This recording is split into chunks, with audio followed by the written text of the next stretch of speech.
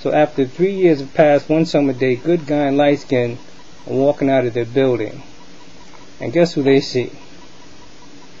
Mad Dog No Good is walking up the block directly towards them, and he's looking like he's upset, like he's going to do something.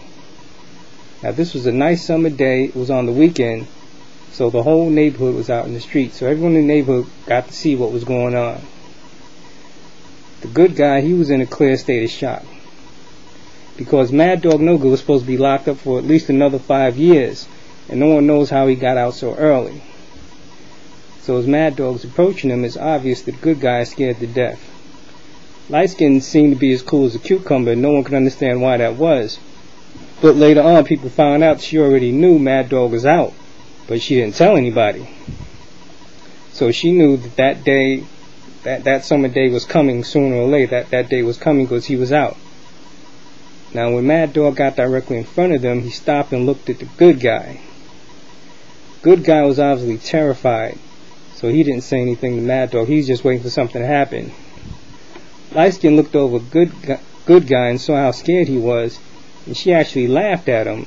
I mean, she laughed like, not like a funny laugh, but like a disgusted laugh, like she was like, you know, look at your punk ass over there so scared, something like that. Now still no one has really done anything, so the whole block is holding their breath, because they know Mad Dog is the type of dude he would like take out a gun and shoot up the whole block, so they don't know what was getting ready to happen. So guess what happened? Mad Dog actually went into gentleman mode and asked Light Skin, "May I have a word with you?" So that was the anticlimactic thing that happened. You know, there was no fighting, no shooting, no stabbing, none of that. He politely asked her to have a word with her, so she stepped to the side and talked to him for a couple of minutes. Now, after a couple of minutes of talking, Light Skin started to get loud with Mad Dog. She told him she didn't want to have nothing to do with him, blah blah blah.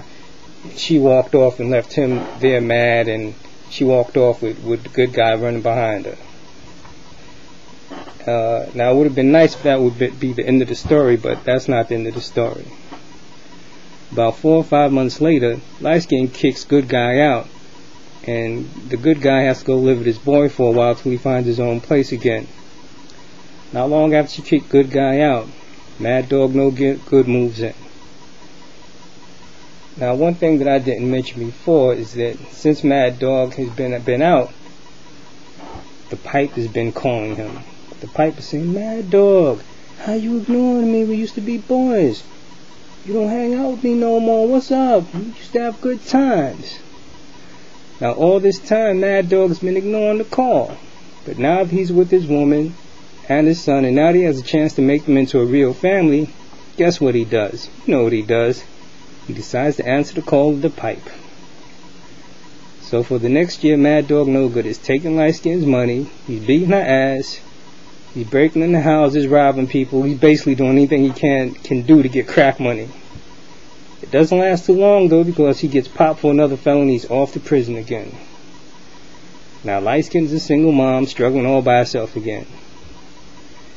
The good guy actually got himself another single mom, but he had a baby with her, and I think he got married to him. I'm not sure because I lost track of what was going on with him, but as far as I know, he got this other single mom, but he also had a baby with her of his own, and knowing him, they probably got married, but as far as I know, they're still together to this day. Now this story is unique because of these were the people involved, but it's not an uncommon story. A lot of people, from the hood, even people who are not from the hood, they know of people who've been involved in similar situations. And the point of the story is that the sisters have to start giving the last man a lot more respect. Like I told you, Light Skin was dissing the good guy from the get-go.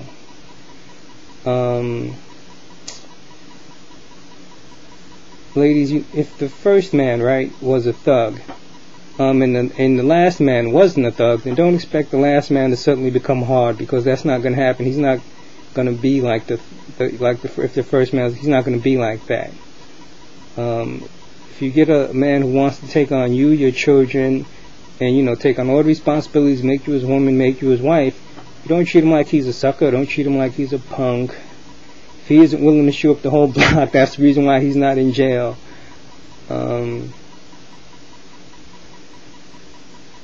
And just to bring up the point of there's debate going on. There used to be a debate going on. Anyway, this happened a while ago, but is that that if the good guy had stood up to Mad Dog, that he would probably still be with Light Skin. But